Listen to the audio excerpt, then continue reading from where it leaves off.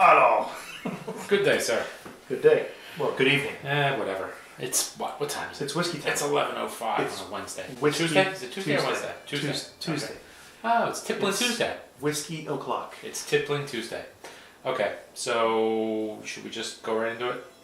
Sure. Okay, so last week we did, well, I should say a few minutes ago, we did the Glenrothes Sherry Cask Reserve. Apparently that line is out the window, and now they brought in this with age statements. Age statements. Doing a 10, a 12, 15, and 18, and a 25. Correct. And it's their Soleo Something like that. Collection. Soleo, They're running it all through.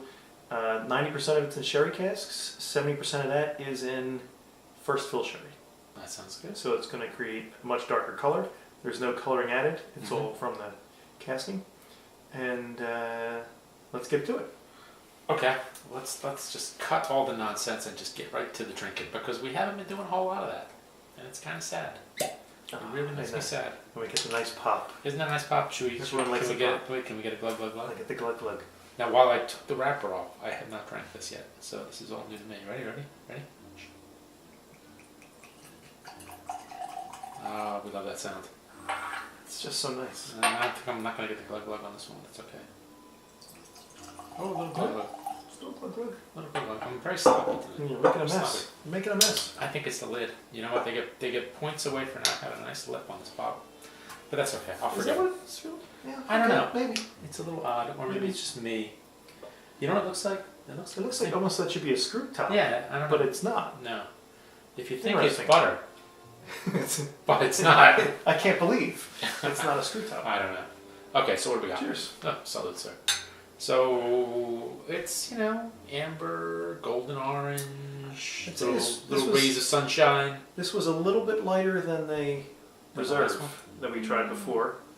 A little bit lighter. A little bit. And this is the 12 year. Yes, 12 year. So maybe that has something to do with it. Maybe a little more time gets a little bit darker. For those keeping score, this is also 40% ABV.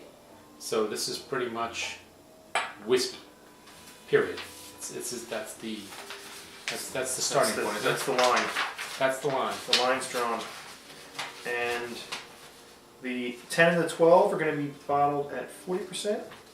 The maker's cut will be bottled at 48%. And then the 18 and the 25 come in at 43%. So they'll be a little bit stronger as they get a little bit older. There's a note here that I can't quite pinpoint. A little bit astringent and a smell almost like cotton balls. Cotton balls? Wait, just plain old straight up cotton balls? Just regular old cotton balls. What are you doing with cotton balls? You never open a pack of cotton balls and you get a smell? Wafting? No. You've never been someone who's got a history of nosebleeds where you get a let iodine penny smell? No. And you also get cotton balls? No. Well, you're very lucky. I mean, I should have other issues. Change of seasons. I look like a prize fighter. Well, then you're like, aren't one of your boys afflicted with this issue? Yes, I've spread the genes. Is it the youngest? It's really all of them. Is it really? Including the girl, who had a fantastic nosebleed today. Oh, really? Have you met in the morning on the way to as she got up for school. Have you met my youngest, Mr. Crime Scene? I walked in one time. I swear to God, it was like it was a Sam Peckinpah movie. Red rum. That's all I'm saying. Red rum. There was a creepy set of twins in his room, and you know what they're doing there? That's what the bike riding was down the halls. I get it. Okay, we've digressed. We've gone into The Shining. Now let's go back into whiskey. Do you feel a little bit like Jack Torrance at the bar in the Overlook Hotel? Also a bit like The Shining. This time it's more like a moonshine. So, we're back to The Shining. So this is, you know what? Honestly, there's like really no one here except me and you. So you could be a figment of my imagination, and this whiskey could be very real. When you watch this later and you're just talking to yourself. When you're not even here. It'll be quite Just remember, one last thing before we go back to the whiskey. All work and no play makes Jack a very dull boy. I'm getting a good bit of astringent, more medicinal than really the alcohol, and some candied, like maybe candied oranges. Maybe there's something. There's like a funky little note there that I can't quite pinpoint. It could be that like that mustiness, you get from like grapes. Oh, yeah, grape must, yeah. A little bit of that. A little bit of musty grapes. A little bit of with a sherry cask, you're expecting to get like cherries, raisins, figs, something like that. Like dry fruit? I'm really not Candy getting. dry fruit? I'm really not getting that. I'm getting more like candied oranges or orange peels, maybe. Yeah, I can see that. I'm also getting I'm getting like a brown sugar or like a molasses. Little bit of clove. Not really though, not strong. Yeah, it's pretty subtle. It doesn't, it's there, the sweetness is there. Yeah. But it's not super like pungent. Not pungent's not really the word. But it doesn't have that Aromatic, fragrant. It doesn't have that punch. There's no oomph. Yeah, I mean, maybe I don't know if that's the bottling strength or if it's just the nature of the whiskey or how old it is. I don't know. And I'm going in. Okey doke. It does have a little more punch on the palate than the other one did, though. Ooh, oh yeah. It's got a little more heat up front. A little more of that cinnamon spice, and I got a waft of tobacco up front. Yeah, I see that. A little bit more of the ash, like a pipe tobacco, than we got with Reserve. I think I like this better than the Reserve a little bit.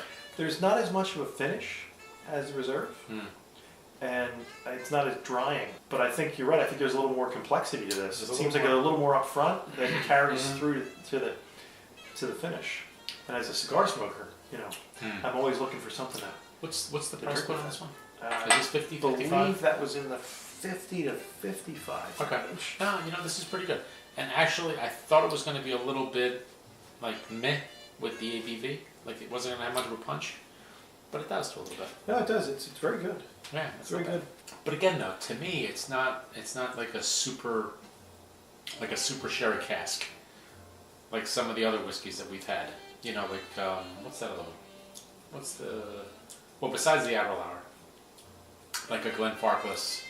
Yeah. Or Glenfarclas is really like a whiny. Yeah, that's really kinda heavy. to it. Yeah, it's really heavy. Yeah. And there's another one. I can't think of the name of it now. Or even some of the Tandu. Tandu, yeah. Yeah, or even some of the funky bottlings that Glenmorangie does, Morangi, that they do with the different Like types the La of Santa. wine casking that they do. But the advantage to is it the La Santa that's the sherry? Yeah, I think so. Because then there's the Porta Nova, or whatever they used to call it. The Quinta Rubin. Right, the Quinta Ruba is the port, right? Is the port, and then they do. And the La Santa is the sherry. But it's only the last 2 years that they finished that. So, but that's a really nice whiskey though. That is really good. And it's got a little bit more ABV too. I think it's like a 43 or 46. Very pleasant. That's pretty good. Now, I remember, didn't the Wookiee have a bottle of Glenrothes that everyone turned their nose up at? Yeah, he had an old bottle because we didn't drink it fast enough. Right. Normally a bottle might last 6 months between the crowd. Like a 94 vintage or And something yeah, like that? he had an old expression, and he brought it out a number of times. It just didn't go. It had kind of an off-putting something single, was wrong with it. like a wooden note to it. Just something about the casking, which, if that had been my only experience with it, I probably wouldn't want to try this. But we're always willing to try something else, and this certainly is very different, similar to Tamdu, where we tried Tamdu, and it was a Tam Don't. Right, and now it's a Tam. Now it's a yes, please. It's Tam, please do. Well, I think they brought in new owners with the Tam. Yeah, and I think you bring in a different distillery process, and you run it through where you're going to age it differently, you do something else. And you change it you've up. got to keep changing it up, otherwise I think it gets a little stale. Especially if you're going to roll it out on your own. It's one thing if what you're doing is going to be always part of a blend, so you don't really have to worry about it quite so much because you're not going to individual bottle, but if you're individual bottling, I think the nature of the beast forces you to go out and kind of change what you're doing. Not necessarily to match other people, but to keep pace with innovation. I got you. And this certainly seems like a really nice change of pace. This is good. Again, I also think it's not really a sherry bomb. It's more like sherry light. It's not super pungent or like a drying like a regular, like an Aberlour or the Tamdu like we said. But this is really good. It's nice. And it does have that drying quality to it, but it's not But so it's not over the top. so over the top that No. it's puckering. Right. And You're maybe not that's a function of the ABV again. Yeah. I don't know. I mean, there's only one way to find out. We'd have to try the higher octane version. Yeah. So anyway, where were we? What do we think? Very good. And again, for $55, I think that's a pretty good buy for a 12-year-old whiskey. I would agree. So there you have it, folks. $55. Not a bad, I would say, starter gateway to a sherry cask. All right, people. Sir? Thank you. I'd say it's a keeper.